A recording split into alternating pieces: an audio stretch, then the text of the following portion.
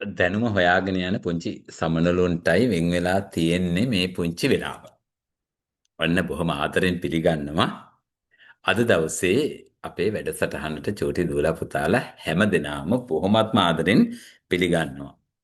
පුතේ අපි මේ ගමනේදී කරුණු දෙකක් ක්‍රියාත්මක කරනවා. එකක් තමයි පහුගිය ශිෂ්‍යත්ව විභාගවලට ආපු පරිසරය එක දවසක් අරන් සාකච්ඡා කරනවා.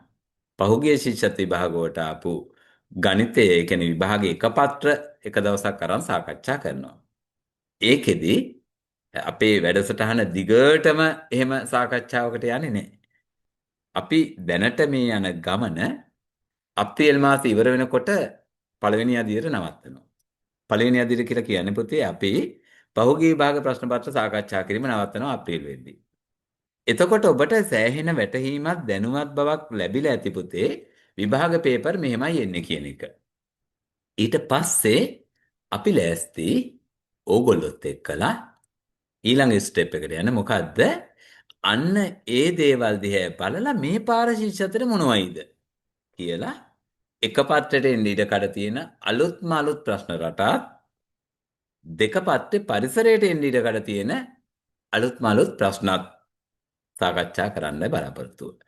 විශේෂයෙන් පොතේ පොඩි පණිවිඩයකුත් තියෙනවා කියන්න ඕගොල්ලෝ හැමෝටම. ඒ පණිවිඩය ඔබටත් ඔබේ මිතුරන්ටත් වැදගත් වේවි. මොකද්ද? අපේ පන්තියට දැනට සම්බන්ධ වෙලා නැති වුණත් කමක් නැහැ. ඔබේ මිතුරන්ට දැනුවත් කරන්න අපි ලබන සතියේ ඉරිදා ලබන ඉරිදා රාත්‍රියේ සාකච්ඡාවක් මෙහෙවනවා. විශේෂයෙන් ඔබටත් ඔබේ දෙමාපියන්ටත් දෙගොල්ලන්ටම. දෙගොල්ලම එක ළඟ වාඩි වෙලා ඉන්නවා නම් හොඳයි. ඒ සාකච්ඡාවේදී මම කියන්න යන්නේ පාඩම් කළ යුත්තේ මොනවාද? එච්චරයි මාතෘකාව. පාඩම් කළ යුත්තේ මොනවාද? මොකද පාඩම් කරනවා කියන පුතේ ඕගොල්ලෝ ලොකු වෙලාවක් අරගෙන ඔබේ දවසේ කාලෙන් වැඩි හරියක් අරන් කරන වැඩක්. මම දන්නේ පාඩම් කරනවද කියලා. කරනවා නම් එහෙම කරන වැඩක්. අම්මලා හරි කියනවා පාඩම් කරන්න කියලා හරි. එතකොට ඒ පාඩම් කිරීම සාර්ථකව කරන්නේ කොහොමද කියන එකයි කියා දෙන්නේ. ඒ කියන්නේ පාඩම් කරනවා කියලා ඔය නිකන් පොතක් අරගෙන කියෝලා ඊට පස්සේ පොත පිටින්ම ඇඳේ නිින්ද ගිහිල්ලා ඒක වැඩකුත් නෑ. එහෙම නැත්තම් පාඩම් කෙරුවා කියලා ඔන්න අපි අද නම් පැය දෙකක් පාඩම් කරුවා අද පැය තුනක් පාඩම් කරුවා කියලා හිත හදාගෙන ඔන්න අපි අද දවසේ මෙච්චර පාඩම් කරුවා කියලා ශිෂ්‍යත්ව ළඟ මෙච්චර පැය ගාණක් පාඩම් කරුවා කියලා ඒක වැඩක් නෑ පුතේ. පාඩම් කළ යුත්තේ මොනවද? මම කතා කරන්න ලබන ඉරිදා. හැමෝටම දැනුවත් කරන්න යාළුවන්ටත් කියන්න එකතු වෙන්න කියලා අපි ලබන ඉරිදා සාකච්ඡා කරන්නේ පාඩම් කළ යුත්තේ මොනවද කියන කාරණාව. දැන් පුතේ ඔන්න අද දවසේ අපි වැඩසටහන පටන් ගන්නවා. අද ඔයාලට මේ සේෆ්ටි ෆස්ට් ආරක්ෂාව තමයි පළමු. හරිම වැදගත් පාඩම. එකක් ශිෂ්‍යත්වයට අනික ජීවිතයට. මේ ශිෂ්‍යත්ව විභාගයේ ආරක්ෂාව පරිස්සම පාඩමෙන් ඊයේ පෙරේදා අවුරුද්දේ ආපු පළවෙනි ප්‍රශ්නේ සාකච්ඡා කරන්න. මේ බොහොම ළඟදී ආපු ප්‍රශ්න. මේ උණු ප්‍රශ්න. හැබැයි මම ඔයාලට කලිනුත් කිව්වා වගේ ප්‍රශ්න ටිකක් දිගයි. මහා මාර්ග අනතුරු සහ ප්‍රථමාධාර. ඔන්න දැන් දේශනයක් කරන්න ඕන ඔයගොල්ලන්ගේ ඉස්කෝලේ විදුහල්පතිතුමා තීරණය කරනවා මහා මාර්ග අනතුරු සහ ප්‍රථමාධාර ගැන ළමයින්ට පොඩ්ඩක් කියා දුන්නා නම් හොඳයි කියලා. ඇත්තටම පුතේ වටිනවා මේ දෙක. පාර පාවිච්චි කරන විදිහ හරියට සහ ප්‍රථමාධාර කියන්නේ හදිසි අවස්ථාවකදී අපි ක්‍රියාත්මක වෙන්න ඕන විදි විශේෂයෙන් රෝගී තත්ත්වයකදී. අපි කියන්නේ ප්‍රථමාධාර රෝගියෙකුට අර මූලිකව දෙන ප්‍රතිකර්ම තමයි ප්‍රථමාධාර සරලව කිව්වොත් ඈ. එතකොට ඒ පිළිබඳව සිසුන් දැනුවත් කරන්න ආරාධනා කරන්න දැන් කල්පනා කරා කොහාටද කියලා. ඔබට කිව්වා ආරාධනා කරන්න කියලා. දැන් ඔබ තෝරගන්නේ මේ ආයතන වලින් කොහොමද කියලා යහන්නේ. එතකොට මාර්ග අනතුරුයි ප්‍රථමාධාරයිනේ. දැන් බලන්න පළවෙනි උත්තරේ තියෙනවා ශ්‍රී ලංකා පොලිසිය සහ පාරිභෝගික ආරක්ෂක අධිකාරිය. එතකොට බලන්න ප්‍රථමාධාර ගැන දැනුවත් කරද්දී පළවෙනි උත්තරේ බලන්න තෝරගත්තු අය අත උස්සන්න. පළවෙනි උත්තරේ තෝරගත්තු අය නෑ කවුරු. දෙක තෝරගත්තු අය තුන හොඳයි. ගොඩාක් දෙනෙක් තෝරගෙන තියෙන්නේ තුන්වෙනි උත්තරේ හරියට හරි. දැන් මාර්ග අනතුරු ගැන ප්‍රථමාධාර ගැන දැනුවත් කරද්දී වඩාත් හොඳයි මාර්ග අනතුරු ගැන දැනුවත් කරන්න ශ්‍රී ලංකා පොලිසිය. ඔයගොල්ලෝ අහලා තියෙනවා පුතේ පොලිසියේ තියෙනවා පොලිස් රථවාහන අංශය කියලා. අර ඔයගොල්ලෝ කියන්නේ ට්‍රැෆික් කියලා. ඒගොල්ලෝ හොඳයි එතකොට මේ ගැන දැනුවත් කරන්න. ඊළඟ ප්‍රථමාධාර ගැන. ප්‍රථමාධාර ගැන හොඳ දැනුවත් කිරීමක් ඔන්න කරන්නේ කවුද? රතුකුරුස සංවිධානය. මේ මම ඔයගොල්ලන් ලෝගෝ එකක් දීලා තියෙන්නේ ලංකා රතුකුරුස සංවිධානයේ. එතකොට මේ බලන්න මේ ඔයගොල්ලෝ දකින්නේ ශ්‍රී ලංකා පොලිසිය ලාංඡනේ. පොඩක් ඉවත් බලා ගන්න. ඒවත් ඔයාලට වැදගත් ඈ. දැන් ඕගොල්ලන්ගෙන් ගොඩක් වෙලාට අහපුවාම ඕගොල්ලෝ කියනවා මේ පොලිස් මාමලගේ තොප්පියේ එහෙම තියෙනවා රාජ්‍ය ලාංඡනය කියලා. පොඩ්ඩක් ලබාන මේ රාජ්‍ය ලාංඡනයද කියලා මේ තියෙන්නේ ශ්‍රී ලංකා පොලිස් ලාංඡනය තමයි මේ දකින්නේ ඕගොල්ලෝ. හරි? මේ ඔබ දකින්නේ රතුකුරුස සංවිධානයේ ශ්‍රී ලංකා රතුකුරුස සංවිධානයේ ලාංඡනය. එතකොට එහෙනම් මාර්ග අනතුරු ගැනයි ප්‍රථමාධාර ගැනයි හොඳම ආයතන දෙක තමයි මේ තියෙන්නේ.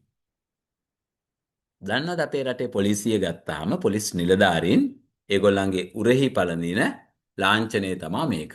ඕක ටිකක් ඔය ළඟට දැකලා නැති ඇති තාත්තා පොලිසිය නම් මාමා බාප්පා පොලිසිය නම් අම්මා පොලිසිය නම් ඕක ටිකක් දැකලා ඇති. නැත්තම් පොලිස් මාමා කෙනෙකුට අපි වැඩි ලං එන්නේ නැහැ නේද? ඔන්න එයාගේ මේ උරේ පළඳලා ඉන්න ලාංඡනය ඔහොම එකක් තමයි තියෙන්නේ. මේ එහා පැත්තේ ඔයා දකින්නේ ශ්‍රී ලංකා පොලිසියේ ධජය නැත්තම් පොලිස් කොඩිය තමයි ඔයගොල්ලෝ දකින්නේ. හරි. දැන් ඔන්න අපේ දෙවෙනි ප්‍රශ්නේ මේකත් පුතේ මේ ඊයේ පෙරේද විභාගෙදිමයි ආවේ. මේකත් මේ 2025 මේ ඊයේ පෙරේද ආපු ප්‍රශ්නයක්. දැන් බලන්න සමාජ විරෝධී ක්‍රියාවක් දුටු විට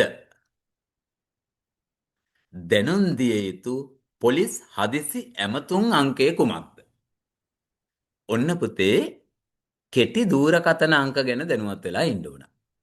දැන් ඕගොල්ලන්ගේ ගෙදර ටෙලිෆෝන් නම්බරේ අංක කීයද මට ඇඟිලි වලින් පෙන්නන්න? හරියටම 10යි. 10ක් තියෙනවනේ. හරි. එතකොට පුතේ අංක 10ක ටෙලිෆෝන් නම්බරයක් මතක තියාගන්න ටිකක් අමාරුයි. වැඩේ ටිකක් අසීරුයි. අන්න ඒ නිසා ඔන්න අපට දීලා තියෙනවා පුතේ කෙටි දුරකථන අංක. මතක තියාගන්න හරි ලේසි. ඒකෙත් හදිස්සියේ ඔන්න පොලිසියට අමතන්න ඕන වුණොත්.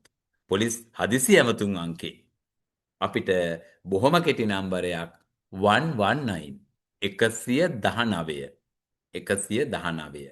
119 සමහරට හිතන්න ඔන්න නගරේ හදිසි මංකොල්ලයක් සිද්ධ වෙනවා. හදිසි අපරාධයක් සිද්ධ වෙනවා. එතකොට ඔන්න කෙනෙකුට අමතන්න පුළුවන් දුරකථන අංකය 119. මතක තියාගන්න ඕනේ වුණා 119 119.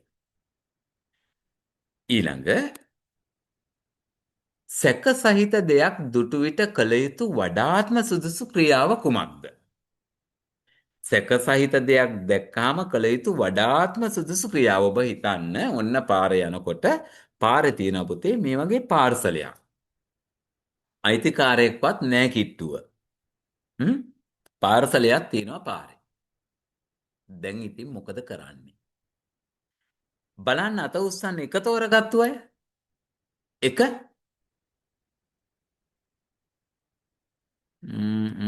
මට බලන්න ඕන. එක. හ්ම්. දෙක තෝරගත්තු අය. දෙක. හා. තුන්වෙනි උත්තරේ තෝරගත්තු අය. අප උත්තර හා. දැන් පුතේ ඇත්තම කතන්දරේ ඔයගොල්ලෝ කවුරුත් දන්නවා. සැක සහිත පාර්සලයක් දැක්කොත් අපි මේක මොකද්ද කියලා හොයන්න යන්නේ නැහැ. කොහොමත් ඒ නිසා ඒ උත්තරේ අහකටම දාන්න.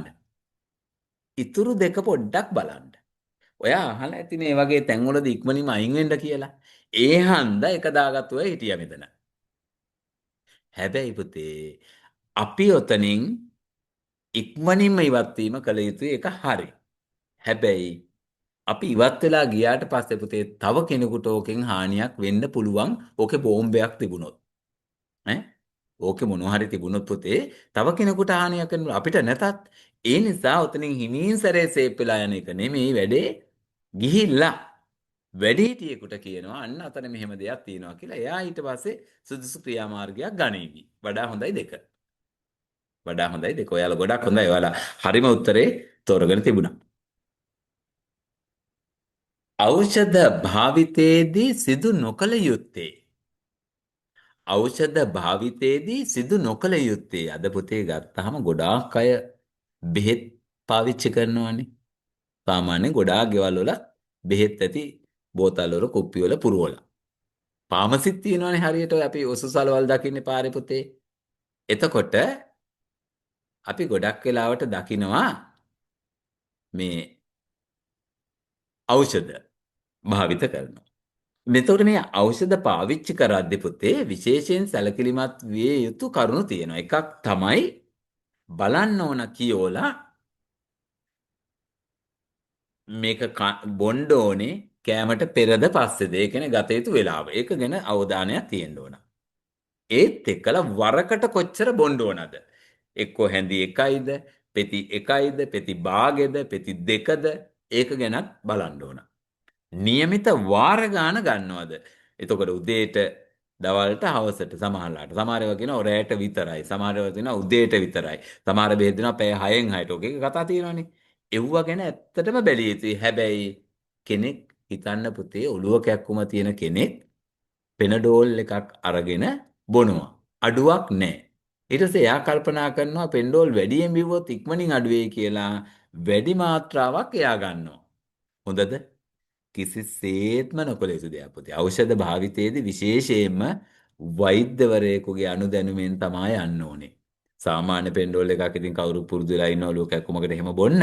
නමුත් පුතේ ඉන් එහාට ඈත ලොකු දෙයක් ගන්න ගියොත් එහෙම ඒකෙදි වෛද්‍යවරයෙක්ගේ උපදෙස් මත වෛද්‍යවරයෙක්ගේ නිර්දේශ මත තමයි ඒ ඖෂධ භාවිත කළ යුත්තේ. ඉතින් ඉක්මන් සුවයට වැඩි බිව්වා කියලා ඒක නම් හොඳ වැඩක් නෙවෙයි. ආරක්ෂාව සහ පරිස්සම. අපේ අද මාතෘකාව.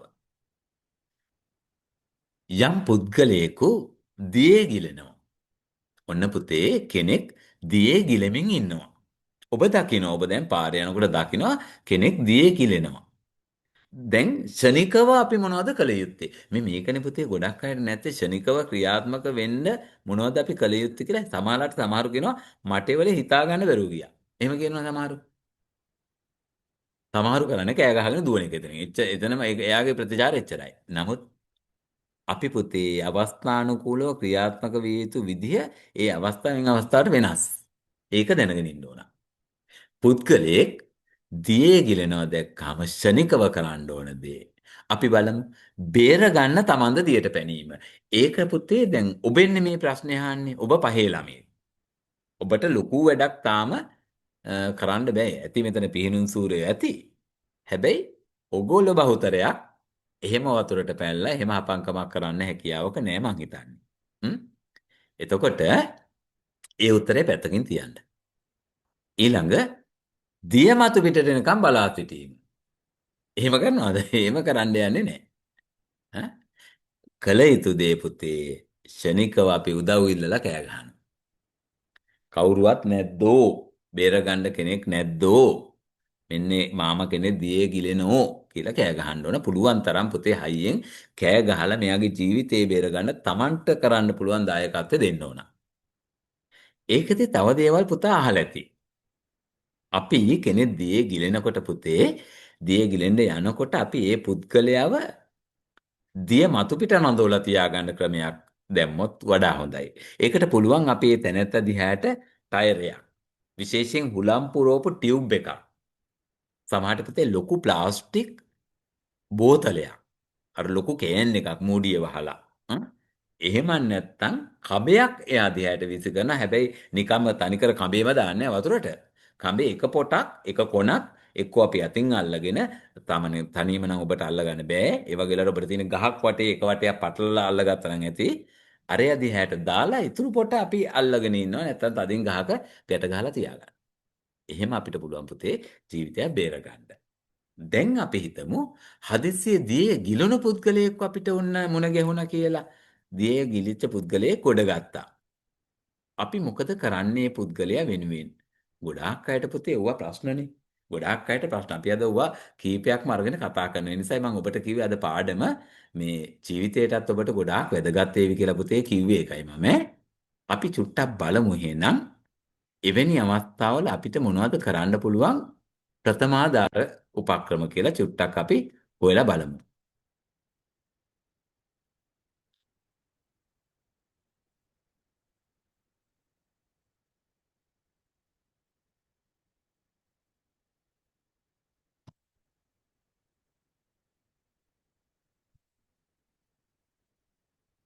දැන් මේ මම කතා කරන්නේ මේ වෙලාවේ දියගිලීමක් නෙමේ. මං ආරම්භය ගන්නම් සරලව මෙන්න මෙහෙම.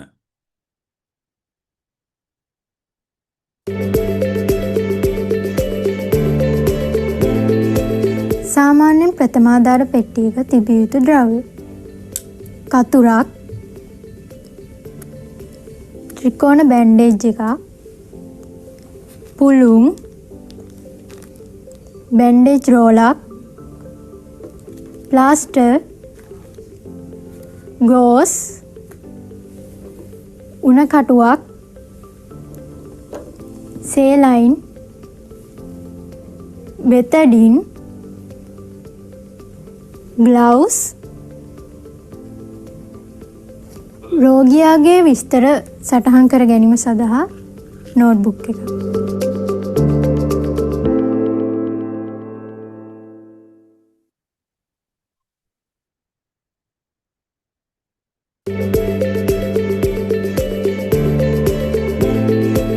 සාමාන්‍යයෙන් ප්‍රථමාදාර පෙට්ටියක තිබිය යුතු ද්‍රව්‍ය කතුරක්, ත්‍රිකෝණ බැන්ඩේජ් එකක්, පුළුන්, බැන්ඩේජ් රෝලක්, ප්ලාස්ටර්, ගෝස්, උණ කටුවක්, සේලයින්, බෙතඩින්, ග්ලව්ස්, රෝගියාගේ විස්තර සටහන් කර ගැනීම සඳහා නෝට්බුක් එක. ඔව් පොන්චි පණිවිඩයක් ඒ දුන්නේ ඔබට. අපි අද දවසේ කතා කරන ගොඩාක් දේවල් කතා කරනවා පුතේ ඔයගොල්ලොත් එක්කලා. අපි කතා කරමින් හිටියේ දියේ ගිලීමක් සම්බන්ධව තමයි අපි කතා කරමින් හිටියේ. දියේ ගිලීමින් ඉන්න කෙනෙක්ව බේර ගන්න අපිට කරන්න පුළුවන් දෙයක් මොකක්ද කියලායි පුතේ අපි කතා කර හිටියේ. දැන් මේ බලන්නකෝ. දැන්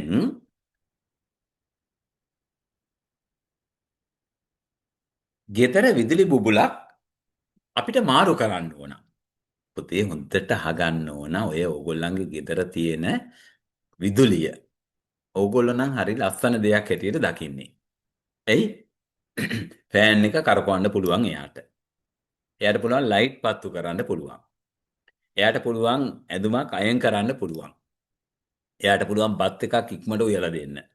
මෙයාට පුළුවන් වතුර එකක් රත් කරලා දෙන්න. ඒ ඔක්කොන්ටමත් වඩා ඔයාට වැදගත් වේවි. එයාට පුළුවන් මේ ෆෝන් එක charge කරලා දෙන්න පුළුවන්. හැබැයි ඕක පුතේ ඉතාම අවදානමක් තියෙන දෙයක් අපි ඒක දැනගෙන භාවිත කළ යුතුයි. මේ විදුලිය පුතේ දැඩි ලෙස අවදානමක් තියෙන දෙයක්. ඒ නිසා ඉතාම ප්‍රවේශමෙන් නිවැරදිව මේ කරන්ට් එක පාවිච්චි කරන්න ඕන. ඒ නිසා ඔබ නොදන්න දේවල් පුතේ කිසි ලෙසකින් ඔය කරන්ට් වැඩ කරන්න යන්න එපා වැඩිහිටියෙක්ගේ අනුදැනුමක් නැතුව. අර බැටරි කෑල්ලක් කඩෙන් ගෙනල්ලා වයර් එකක් අරගෙන ඒකෙන් බල්බ් එකක් පත්තු කරන එක ඒක වෙනම දෙයක්. ඒක අපේ විශේෂ නිර්දේශය ඇතුලේ තියෙනවා. මේ ප්‍රධාන විදුලියත් එක්ක වැඩ කරනකොට ඉතාම සීරුමාරු විය යුතුයි ඔබ. ඉතින් මං අහන්නේ ප්‍රශ්නේ ඔබෙන් අහන්නේ ගෙදර විදුලි බුබුලක් මාරු කරද්දී සිද්ධ නොකළ යුතු දේ. අපි බලමු. ප්‍රධාන පරිපත යොමුව විසන්ධි කිරීමේ චිත්තයට ආපු ඒ කියන්නේ අර කියනව නේද ගෙදර මේන් ස්විච් එක කියලා. මේන් ස්විච් එක ඒක ඕෆ් කරන්න ඕන. හරියට හරි. ඒක කරන්න. වැඩිහිටි සමාජිකයෙකුගේ අධීක්ෂණය මත සිදු කරන්න ඒකත් කරන්න එපා. දැන් ඔබට ඒ වැඩේ කරා නම් වැඩිහිටියෙකුට කියනවා අල්ලගන්න එක්කෝ දැන් විදුලි බුල් මාරුවද බිමින් ඉන්න බෑනේ එක්කෝ උඩ නගින්න එපා. එක්කෝ එයාට පොඩ බලාගෙන ඉන්න කියනවා. මම මේක කරන්නම් ඔය චුට්ටක් බලන් ඉන්න අල්ලගෙන මොනවා හරි හදිසියක් වුණොත් එහෙම උදව්වට කෙනෙක් ඉන්න එපා පුතේ. හැබැයි තෙත රෙදි කියන්නේ පුතේ තෙත කියලා කියන්නේ කරන්ට් එකත් එක්කලා වැඩ කරද්දී කිසිසේත්ම ගාව ගන්න හොඳ නැති දෙයක්. ඒකනේ සමහරු ඔබ දැකලා ඇති පුතේ අර බිමට ඔය ස්විච් තියෙන තැන්වල බිමට රබර් කාපට් දාලා තිනවා සමහරු. මේ රබර් හෝ නැත්නම් ඔබ දැකලා ඇති අර විදුලි කාර්මිකයෝ හෑන්ඩ් ග්ලව්ස් පාවිච්චි කරන රබර් අත්මේස් පාවිච්චි කරනවා. ඒ නිසා මේ විදුලිය කාන්දු වෙන්න පුළුවන් පුතේ තෙතමනේ තියේදී හරි ඉක්මනින් ඒ දිගේ කාන්දු වෙන්න පුළුවන්. ඒ නිසා බොහෝම ප්‍රවේශම් විය යුතුයි විදුලි පරිහරණයේදී. මම පොඩි ප්‍රශ්නයක් අහලා ඉන්නම්. රඹුටන් කණ්ඩ ආසයිනේ හැමෝම. රඹුටන් ඇටයක් උගුරේ ඉරුණොත් මොකද කරන්නේ? බලන්න දන්න කෙනෙක් අත උස්සන්න. රඹුටන් ඇටයක් කනකොට ඔයාගේ නෙමෙයි උගුරේ හිරුනේ ඔයාගේ මල්ලිගේ. ඔයත් ඉන්නවා එතන. ඔයා මොකද කරන්නේ?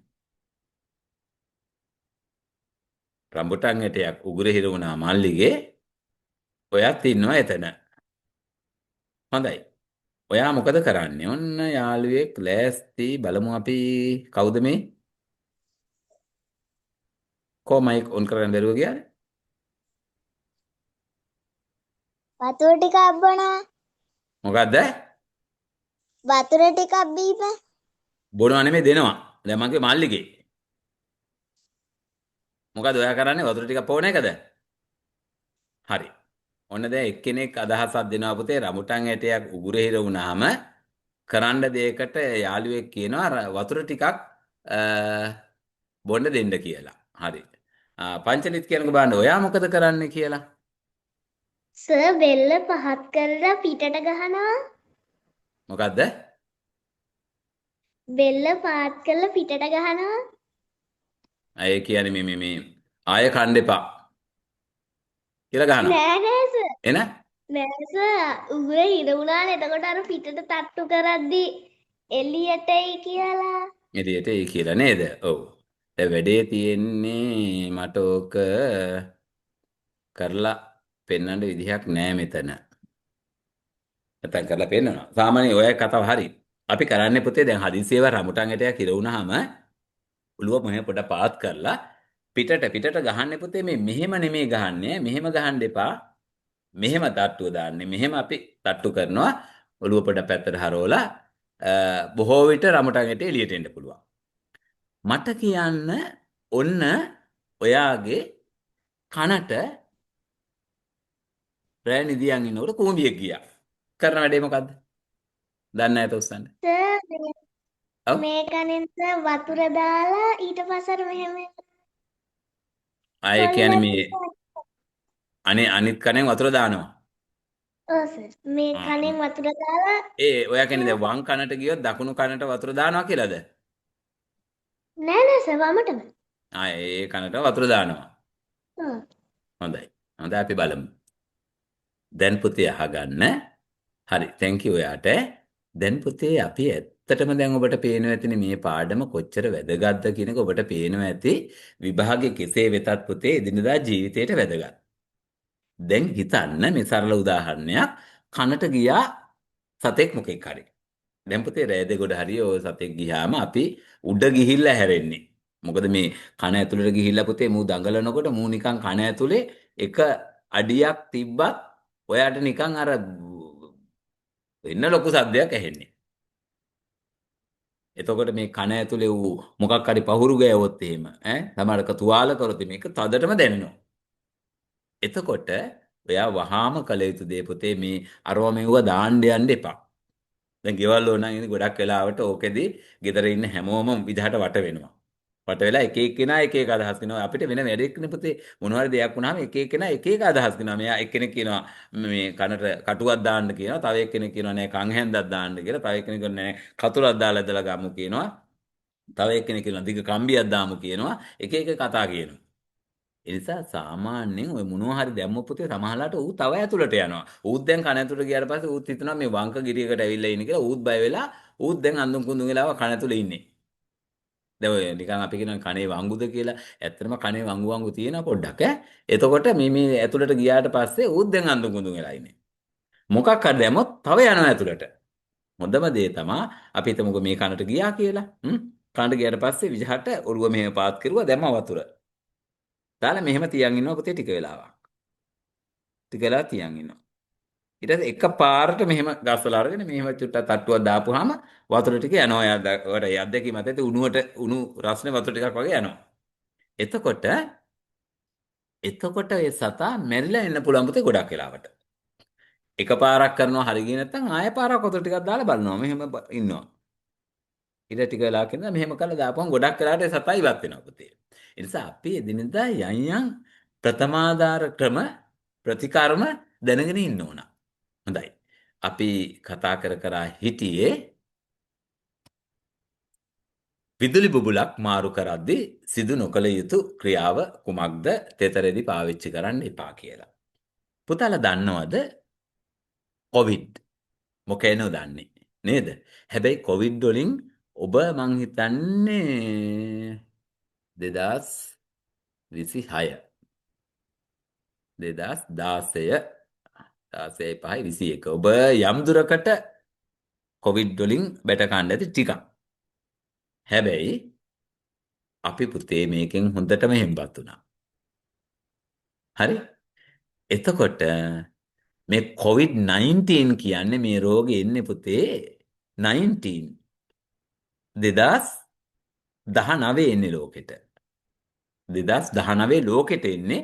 හැබැයි චීනෙන් පටන් ගන්න චීන වුහාන් කියන පැත්තෙන් ලංකාවට එන්නේ 2020 මාර්තු මාසේ මට මතක හැටියට 8 හෝ 9 දවසක තමයි වාර්තා වෙන්නේ කොළඹින් රෝගියෙක්ව. ඊට පස්සේ පුතේ උපරිම විධිවිධාන අනුගමනය කරන්න උත්සාහ කරා මේකෙන් බේරෙන්න.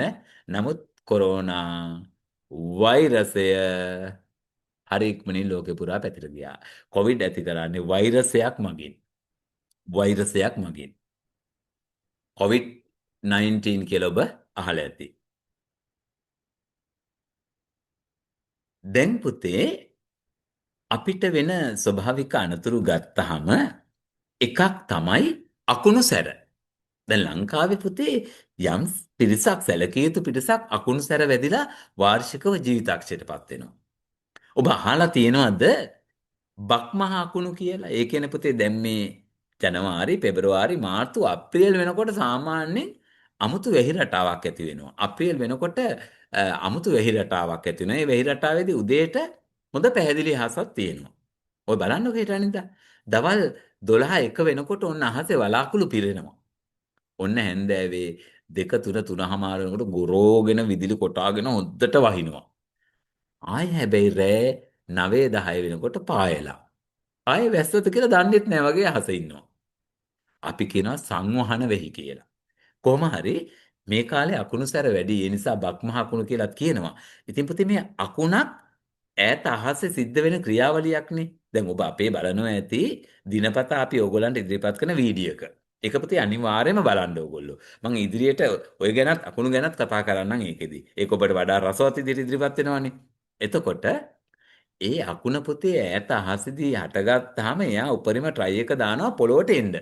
ඉක්මනින් එන්න. එතකොට එයා බලනවා එයාට උසම තැන් මොනවද කියලා. එයාට ළඟම තැන් මොනවද කියලා එයා බලනවා. එතකොට ඔයාලගේ වත්තේ තියෙන පොල් ගහ එයාට ළඟයි. උඩ ඉඳලා ඉදි ළඟයිනේ පොල් ගහ. එයා පොල් ගහ දිගේ ඕන්න එනවා. ඒ නිසා උස ගසයට ඉන්න එක හොඳ නෑ. ඊට පස්සේ ඔන්න උස කණුවක් තියෙනවා. කුළුණක් තියෙනවා. අපි කුළුණට වෙලා මෙහෙම ඉන්නවා. ඒකත් පුතේ අවදානම්. ඒ කෙලින්ම කුළුණට අකුණ එන්න පුළුවන්. ඊට පස්සේ ඒක යටින් අපිටත් එන්න පුළුවන්. අපි හිතමු කණුවකුත් නැහැ, කුළුණකුත් නැහැ, මොකුත් නැහැ. ඔන්න සමතල පිට්ටනියක ඔයා ඉන්නවා හිටගෙන. ඒ කණුවත් ඇති අකුණට. එයා බලනවා වටපිට කෝ නැහැ, මට රින්ගන්න දෙයක් මොකුත් නැහැ. අන්න හිටගෙන ඉන්නවා ළමේ. මට පුළුවන් මෙයාගේ ඇඟද කියන්න කියලා කෙලින්ම එනවා එයාගේ ඇඟට. ඒ නිසා පුතේ අකුණු ගහන අවස්ථාවල තදින් අකුණු ගහද්දී එලිමහන් බින් වල ඉන්න එපා අවදානම්. ජලාශවල ඉන්න එපා අවදානම්. වෙන එකක් එපා. ගේ ඇතුලේ සවර එකෙන්වත් දිනනා ඉන්න එපා. ඒකත් අවදානම්. වතුර ටැංකියට ගැහුවොත් එimhe කෙලින්ම එනවා. එහෙනම් මොකද කරන්නේ? ඊළඟට අකුණු ළඟ අකුණු ගහනවා කියලා දැනගන්නේ කොහොමද? ඔයා දන්නවා අපි එළිය බලන් ඉද්දි එකපාරට එළියක් එනවා.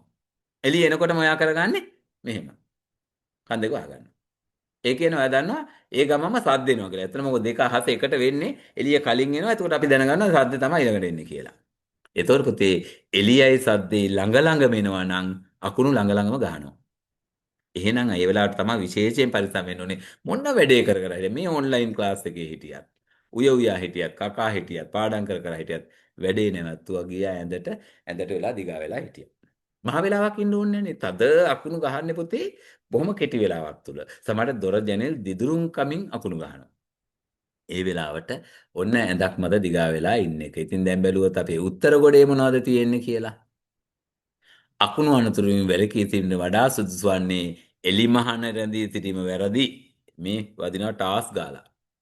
ජලාශයක ස්නාන කිරීම නොකළ යුතුම දෙයක්. එහෙනම් උත්තරේ මෙතන තියෙන්නේ 2. 3. ගොඩනැගිල්ල තුළ රැඳී සිටීමයි. ඔන්න බලන්න ඊළඟට පුතේ අපිට වෙන්න පුළුවන් තව අනතුරක් තමයි පිලිස්සුම්. දැන් පිලිස්සුමක් කිව්වහම පුතේ පිලිස්සෙන ආකාර ගොඩක් තියෙනවා. සමහර වෙලාවට රත් වෙච්ච දෙයක් අල්ලද්දි පිලිස්සෙනවා. උදාහරණයක් ඇටියට අර කේතලේ අල්ලද්දි පිච්චෙනවා. උදාහරණයක් ඇටියට සයිලන්සරේ කකුල හරි අත හරි ගෑවිච්ච ගමන් පිච්චෙනවා. එහෙම රත් වෙච්ච දෙයක් අල්ලද්දිත් පිච්චෙනවා. තව පුතේ පිච්චෙන්න පුළුවන් හුමාලයට. හුමාලයටත් පිච්චෙනවා. දැන් අර කේතලේ සමාලාට අර අපි මෙහෙම අල්ලනකොට උඩින් අල්ලද්දි ඒක වතුර නටනටා තියනාට මෙහෙම අල්ලද්දි අතට අර රස්නේ වදිනකොට ඒත් පිච්චෙන්න පුළුවන් පුතේ. එහෙමත් පිච්චෙනවා. ඊට අමතරව පුතේ පිච්චෙන්න පුළුවන් රත් වෙච්ච දෙයක් අතට ඇඟට වැටිලා. උදාහරණයක් වතුර වැටිලා. දැන් ඔය පිලිස්සුනහම ඉස්සර කාලේ පුතේ নানা ආකාර ආලේප ගන්නවා.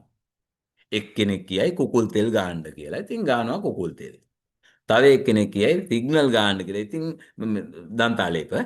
තව එක්කෙනෙක් දන්තාලේප ගාන්න කියලා. එතකොට දන්තාලේප ගෙනල්ලා තවරනවා ඇඟ පුරා. ඒව කරන්නේ නැහැ පුතේ. අපි කෝමාරිකා ගෑමත් නෙමේ විශේෂයෙන් කළ යුතු දේ පිලිස්සුනාද ඒ මොහොතේ කළ යුතු ඉක්මම කඩිනම දේ පුතේ මොකද්ද? පිලිස්සුන ස්ථානෙට නොකොඩවා ඇල් ජලය ලැබෙන්න සලස්වනවා. ටැප් එකකට අල්ලන එක. ටැප් එකකට අල්ලන එක. පුතේ මේක කියනකොට මට බොහොම කනගාටුදායක සිද්ධියක් මතක් වෙනවා. ඒක මම ඔබට කියන්න ඕන. ඔබට මම මේ පණිවිඩය කියන්නේ පුතේ යම් පාඩමක් ඔබ මේකේ ඉගෙන ගන්න ඕන කියන අරමුණෙන් කියන්නේ. අවුරුද්ද පුතේ 2015.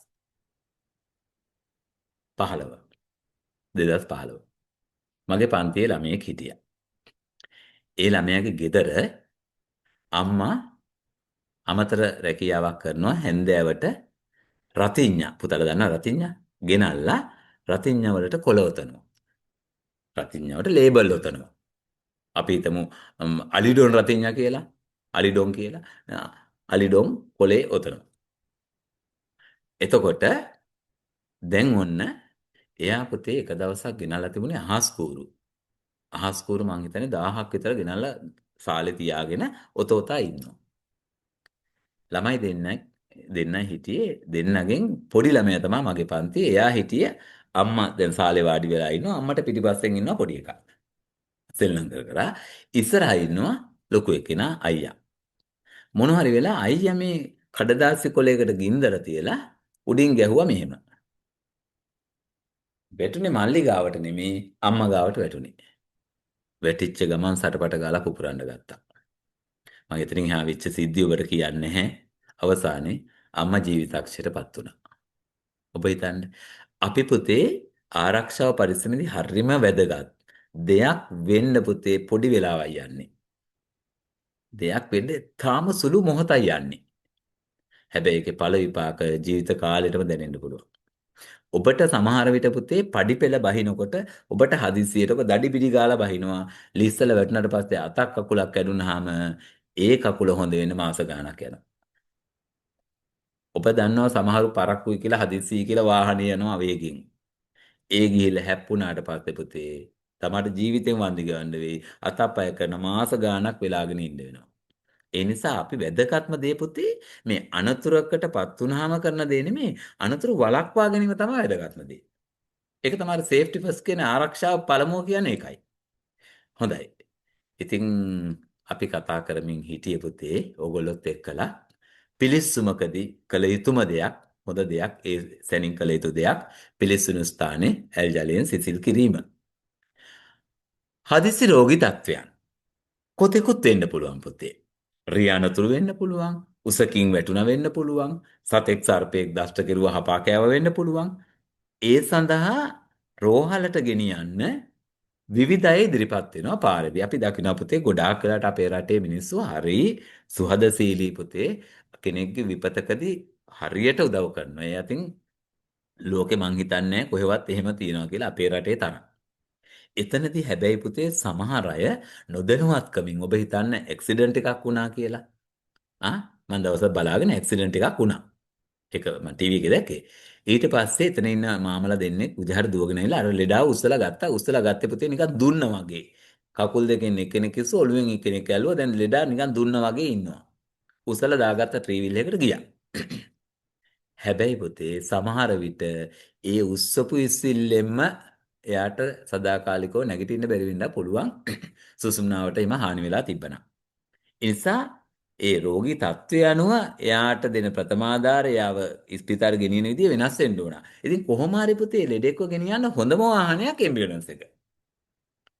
ඒ නිසා රජයෙන් හඳුන්වලා දීලා තිනවා පුතේ සුවසැරිය ගිලන් රථ සේවය.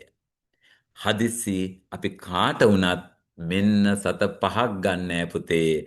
මෙන්න මේ අංකෙට කතා කරන්න 19 අනුව ගෙදෙට්ටම ඒ අදාළ ස්ථානෙටම ගිලන් රථය ගෙන්න ගන්න පුළුවන්. මේක පුතේ තාම වටින දෙයක් අපේ රටේ ඔය කරපු විවිධ මේ ව්‍යාපෘති අතරේ හොඳම ව්‍යාපෘතිය තමයි මේක සුවසැරිය ගිලන් රථ සේවය. 19යි 90 තමයි කතා කරන්න ඕනේ. ඒවා කටපාඩම් තියාගන්න අහක යන්නේ නැහැ පොඩ්ඩක්වත්.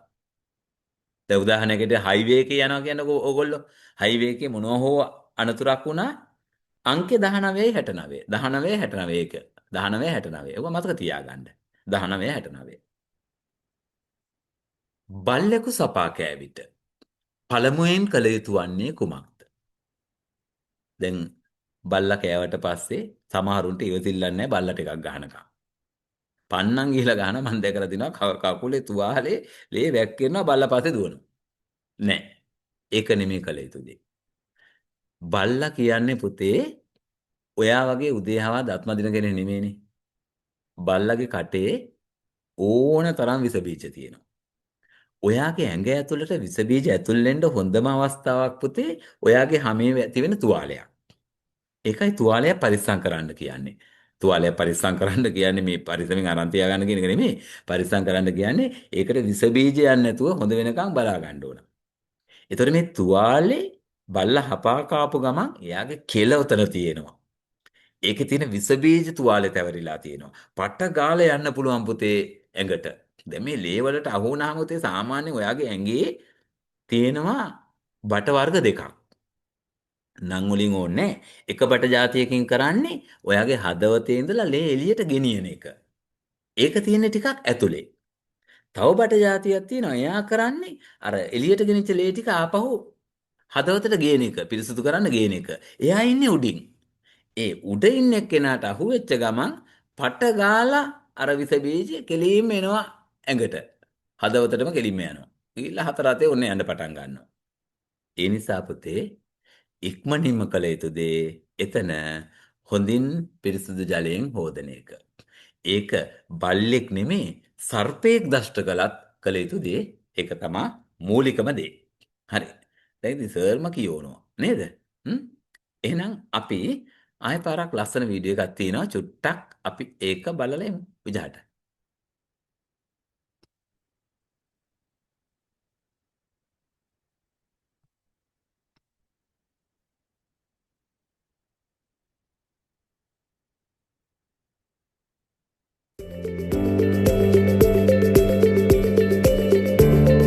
සර්ප දෂ්ට කිරීමේදී දෙනු ලබන ප්‍රථම ආධාර.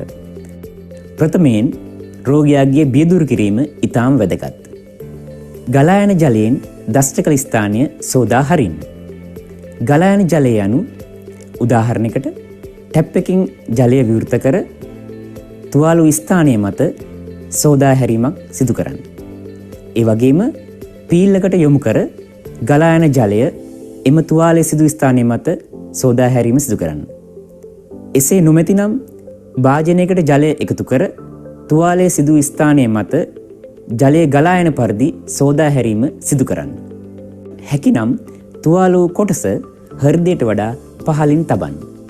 එම දෂ්ට කළ ස්ථානයේ ඇති ආභරණ ඉවත් කිරීම සිදු කරන්න. සර්පයා පිළිබඳ විස්තර ලබා ගැනීමට ඔබ සතුව දුරකථන තිබේ නම් ඒ ඡායාරූපයක් ලබාගෙන රෝගියා සමග හැකි ඉක්මනින් රෝහල වෙත යොමු කරන්න. බලන්න කොච්චර වටිනවද කියලා නේද? කොච්චර වටිනවද කියලා බලන්න. ඒවා දැනුවත් වෙලා ඉන්න එක පුතේ. ඒක දැනුවත් වීම පුතේ වැදගත් වෙනවා ඔබට විතරක් නෙමෙයි ඔබේ ඔබ ඒ මොහොතේ ඉන්නවා නම් යම් තැනක එතන ඉන්න කෙනෙකුගේ ජීවිතේ බේර ගන්න පවා වැදගත් වෙනවා. මේ නිවැරදි දැනුවත් කිරීම හරි වටිනවා.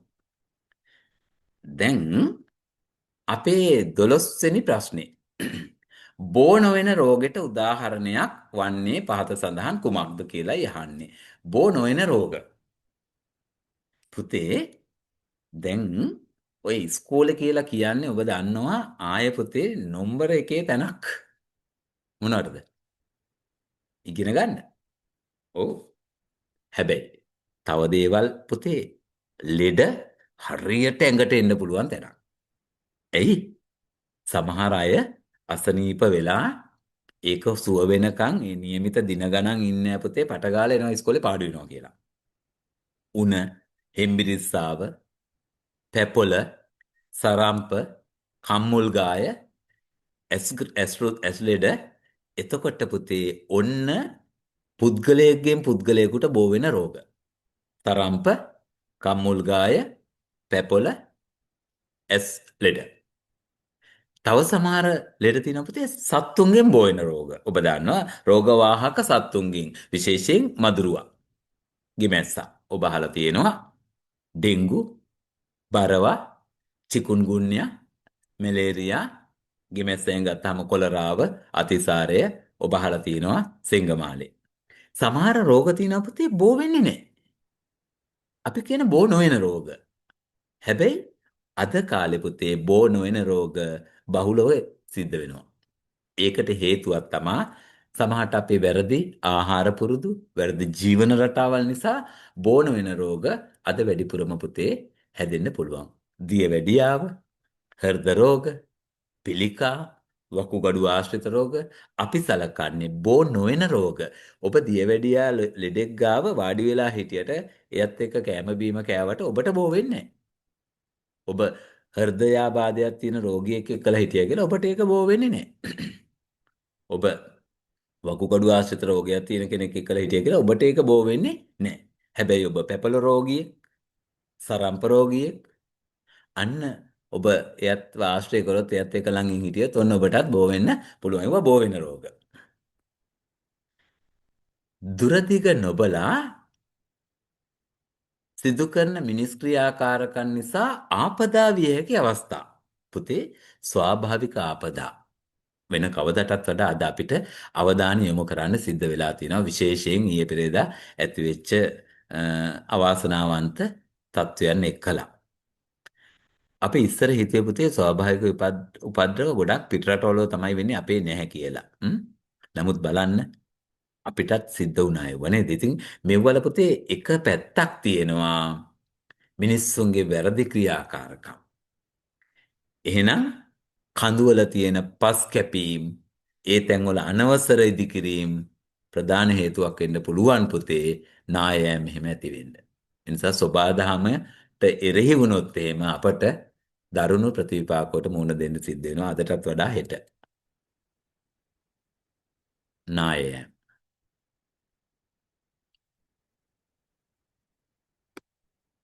දියනෑමට අනාරක්ෂිතයි. දැන් මේකේ පුතේ උත්තර හතරක් තියෙනවා. ඒ ගැන කලබල වෙන්න එපා. හේතුව තමයි මේ අපි ටිකක් ඈතට හොයාගෙන ගියොත් එහෙම ඈතට හොයාගෙන ගියාට පස්සේ මේ ඉස්සර ශිෂ්‍යත් විභාගේ උත්තර හතරක් දීලා තිබුණා. දැන් මම මේ 2025න් පටන් අරන් ඔයාලට ප්‍රශ්න දාගෙන යනකොට ගොඩක් ඈතට මේ ප්‍රශ්න දාගෙන යනකොට ඒවල සමහර ඒවල උත්තර හතර හම්බෙන අවස්ථා තියෙනවා. දැන් බලන්න ඔබට ඊළඟට මන් දුන්නේ මෙන්න මෙහෙම ප්‍රශ්නයක්. දියනෑමට අනාරක්ෂිතයි ලෙස වැවක් අසල දැන්වීම ප්‍රදර්ශනය කරන්න අදාළ නොවන කරුණ. දැන් ඔන්න වැවක් ගාව ගහනවා දියනාන්න අනාරක්ෂිතයි. එතන ජලයේ මඩ සහිත වෙන්න පුළුවන්. එතකොට ගහන්න පුළුවන් පුතේ මෙතන නාන්න එපා. මඩ ගිලෙන්න පුළුවන්, එරෙන්න පුළුවන්. කිඹුල් ඉන්නවා ගහන්න පුළුවන්. මේ වගේ බෝඩ් එකක් ගහන්න පුළුවන්. එතන ගැඹුරු වෙනවා ගහන්න පුළුවන්. හැබැයි එතන ජලයේ බීමට ගන්නවා නම් දියනෑම අනාරක්ෂිතයි කියලා ගහන්නේ. එමනම් දියනාන්න එපා. එතන හේතුවත් එක්ක සඳහන් කරන්න ඕන මෙතන මේ බොණ්ඩ වතුර ගන්න තැනක් කියලා. දැන් පුතේ ඕක හොඳ උදාහරණේ ඉස්සර වැවක අංග ගැන අපි පස්සේ දවසක කතා කරමු. මම ඔබට ඒකටත් වීඩියෝ එකක් හදලා දෙන්නම්. වැවක තිබුණ ඉස්සර දියමංකඩ කියලා තැනක්. දියමංකඩ කියන්නේ පුතේ වැවේ වතුර බොණ්ඩ මිනිස්සු හදාගන්න තියෙන තැන තමයි දියමංකඩ කියලා කියන්නේ. නානමංකඩ කියලා තිබුණා වැවේ නාන්න කොටසක් වෙන් කරලා තිබුණා. බොරමංකඩ කියලා තව තැනක් වෙන් කරලා තිබුණා. එතනින් කරන්නේ පුතේ වැවේ සත්තුන් එහෙම වැවට බස්සන තැනක් තමයි බොරමංකඩ කියලා කියන්නේ. මේ කවුරු හරි පුතේ මේ භූතයෙක් ඉන්නවා මේ පන්තියේ නිකන් වාඩි වෙලා ඉන්න බැරි. මම හැබැයි හොයාගත්තොත් එයාව අයින් කරනවා පුතේ තරහ වෙන්න එපා. මොකද හේතුව මෙතන මේ ඔබටම පේනවා ඇති පුතේ මේ වැඩසටහනට බාධායි වරින් වර මේ තිරේ එහා මෙහා කරනවා සමහර පිරිස්. ඒ නිසා කරුණා කරලා ආපු වැඩේ කරගන්න. ඒ නිසා මේ මාත් ඇත්තටම විහිතටපත් වෙලා ඉන්නේ. මාත් උදේ ඉඳලා වැඩ කරලා මේ ඉන්නේ. ඕගොල්ලොත් එහෙමයි නිදාගෙන තව පොඩ්ඩෙන් බලාගෙන ඉන්නේ. ඒ නිසා පාඩමට බාධාවක් කරන්න එපා කවුරුත් මම බොහොම ආදරෙන් මතක් කරන්නේ. ක්ලාන්ත. දැන් මේක පුතේ සාමාන්‍යයෙන් පාසලක ගොඩක් වෙලාවට උදේ රැස්වීමේ දකින්න දෙයක්. රැස්වීම පටන් ගන්නවා චුට්ට වෙලාවකින් වැටෙනවා එක්කෙනෙක් උස්සයි යනවා. ආයෙ වෙලාවකින් වැටෙනවා එක්කෙනෙක් උස්සයි යනවා. යමෙක් ක්ලාන්ත වුණාම වහාම කළ යුතු දේ. මෙතන පුතේ ඔබ රැස්වීමේදී ක්ලාන්තයකටපත් වෙනවා නම් යාළුවෙක් මුලින්ම කළ යුතු දේ මෙතන නෑ. මොකද මුලින්ම කළ යුතු දේ වැටෙනවදී අල්ලගන්න එක. දෙක ඔහුට හොඳින් වාතාශ්‍රය ලබා දීම. ඒ කියන්නේ පුතේ එයාගේ ඔළුවට හොඳට ලේ ගමනාගමනයේ පහසු වෙන විදිහට එයාව බිම දිගා කරන්න පුළුවන් නම් ඔළුව ටිකක් පහළට තියලා ඒක තමයි හොඳම දේ. මිසක් කලන්තේ දාපු කෙනෙකුට බොණ්ඩ දෙන්නවත් හැඳි කටේ ගහන්නවත් මොකෝත් කරන්න යන්නේ නැහැ. හැකි ඉක්මනින් පුතේ ඔකට එක හේතුවක් තියෙනවා පුතේ මේ මොළයට ලේ ගමනාගමනේ අඩු වුනහම වෙන්න පුළුවන්. එක දිගට හිටගෙනම බලාගෙන එක ඉරියව්වෙන් උදේ රැස්වීම එහෙමනේ ඉන්නේ අපි. රැස්වීම දඟල ඉන්න බෑනේ. එතකොට එහෙම වෙන්න පුළුවන්. එතකොට වහාම කළ යුතු දේ තමයි හොඳින් වාතාශ්‍රය ලැබෙන්න සලස්සන එක. අර බලන්න. බලන්නකො සෙල්ලම්ද කියලා.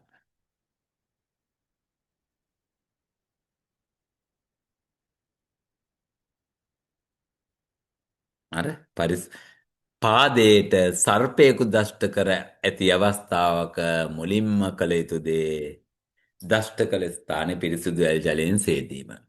ඔව්වා පුතේ සෙල්ලම් වැඩ නෙමේ හරියට දැන උගත්කමක් නැතුව කරන එක. ඉතින් චූටි දෙයක් තව ඔබට කියන්න තියෙනවා පොඩ්ඩක් අහුම්කම් දෙන්න.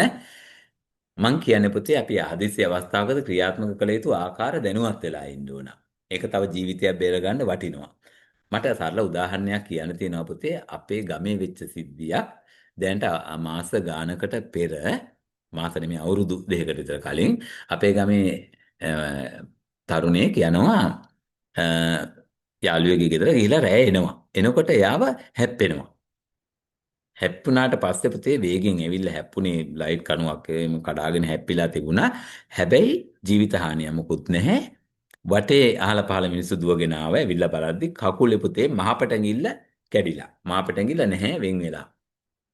ආගනක මේ සිද්ධිය. ඊට පස්සේ වටේ පිටේ ඉන්න පිරිස් විජහට මෙයාව රෝහල් ගත කරන්න කටයුතු කළා. එක්කෙනෙකුට යමක් මතක් වෙලා විජහට අර මහපටැඟිල්ල අරගෙන දැන් මෙහෙම ගන්න පුළුවන් මහපටැඟිල්ල පැත්තක තිබුණේ. අරගෙන එයාට පොඩ්ඩක් මතකයක් යමක් තිබිලා විජහට අයිස් කැට ටිකක් එහෙම මෙහෙන් ඉල්ලගෙන ඇවිල්ලා අර මේ පොඩි වාදනයකට අයිස් කැට ටික දාලා ඇඟිල්ලක් දාලා වහලා ගෙනිච්ච ස්පිරිතාලට. ඒ මොකද ඒක බද්ධ කරන්න පුළුවන් කියලා එයා විශ්වාස කරලා. හැබැයි රෝහලට ගියාම වෛද්‍යවරු කිව්වා වැරදි ඇඟිල්ල ගෙනාපු විදිහේ ඒ නිසාවෙන් මේක බද්ධ කරන්න බෑ. මේක හරි විදිහට ගෙනාව නම් අද අපිට මෙයාට මේක බද්ධ කරන්න තිබුණා කියලා. ඒකයි මම කියන්නේ පුතේ ප්‍රථමාධාර ක්‍රම ගැන නිසි අවබෝධයක් තියෙන්නත් ඕන පුද්ගලයෙකුට. කොහොමද අරයා ඒක ගෙනියන්න තිබුණේ?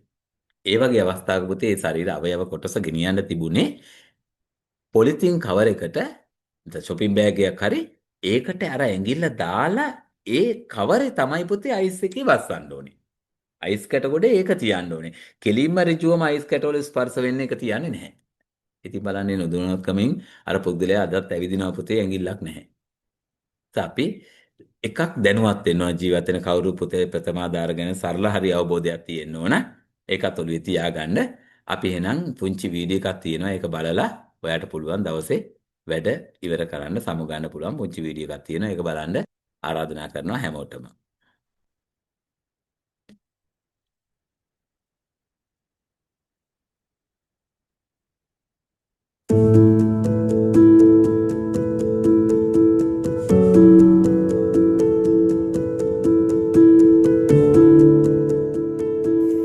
ප්‍රථමයෙන් ප්‍රථමාධාර දෙනු ලබන පුද්ගලයාගේ ආරක්ෂාව බලා දෙවනුව අවට ඉන්නගේ ආරක්ෂාව බැලිය යුතුයි. ඉන් අනතුරුව රෝගියාව ඉවත් කරනවාද අනතුරු ඉවත් කරනවාද කියා තමා තීරණය එළඹිය යුතුයි. මේ කියන්නේ පුතේ මේ විදුලියෙන් අනතුරක් වුණාම මේක ඔබ ප්‍රථමාධාර දෙන්න යන්න එපා. ඔබ නෙමෙයි මම මේ වැඩිහිටි කෙනෙකුට වැදගත් වෙන්නේ පුතේ. විදුලියෙන් හදිසි අනතුරක් වුණොත් එහෙම කළ යුතු දේ මේ කියන්නේ. ඒ අනුව තමන්ට පහසෙන්ම එම අනතුරු ඉවත් කිරීමට හැකිනම් ප්‍රධාන ස්විචේ විසන්ධි කළ යුතුයි. එසේ නොමැතිනම් වියලි ද්‍රව්‍යයක් ආධාරයෙන් ඒ පුද්ගලයා හා සම්බන්ධ වුණු විදුලිය සම්බන්ධතාවය බිඳ දැමිය යුතුයි. ඉන්පසු රෝගී පුද්ගලයාගේ උරහිස ළඟින් ප්‍රථමාධාර දෙනු ලබන පුද්ගලයා දනගසාගෙන ඔහුගේ ප්‍රතිචාර විමසිය යුතුයි. මම ප්‍රථමාධාර කරුවෙක්.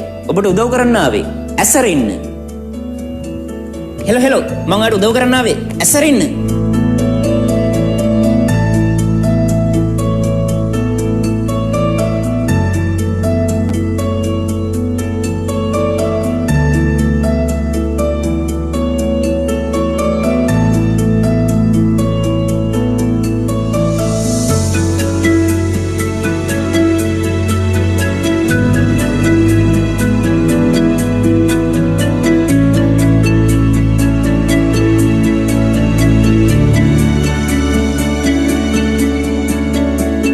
ප්‍රතිචාරය නොමැතිනම් ඊළඟට අපි ඔහුගේ සසර මාර්ගය විවෘත කළ යුතුයි. විවෘත කර ඇඟිලි දෙකක් නිකටටත් ඇඟිලි දෙකක් නළලට තබා ඔහුගේ ශ්වසනය පරීක්ෂා කළ යුතුයි.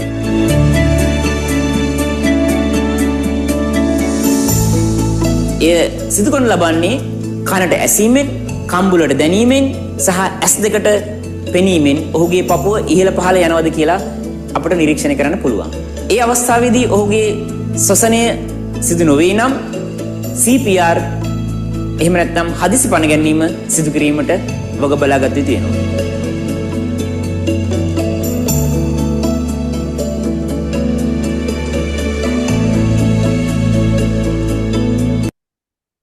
හරි. අපි ඒ වීඩියෝ දාපු මාමලටත් ගොඩාක් ස්තුතිවන්ත වෙනවා. අද දවසේ ඔබට මක් ඉගෙන ගන්න අවස්ථාවක් ඒගොල්ලෝ අපිට හරි ගසලා දුන්නා. ඉතින් එහෙනම් ඔන්න අපි අද දවසේ වැඩි ඉවර කරන්න යන්නේ. මතක ඇතුවම එකතු වෙන්න ඕන ඉරිදා රැයට මොනවද අපි පාඩම් කරන්න ඕනේ කියලා ඉදට කතා කරන්නේ. අමල තාත්තලා තමයි විශේෂයෙන් එකතු වෙන්න ඕනේ. ඔයාලටත් වැදගත් වේවි. අපි එහෙනම් හම්බෙමු පුතේ ඊළඟ දවසේ. හැමෝටම සුබ රාත්‍රියක්. ආයිබෝන් පරිස්සමෙන් ඉන්න. පරිස්සමෙන් වැඩ කරන්න.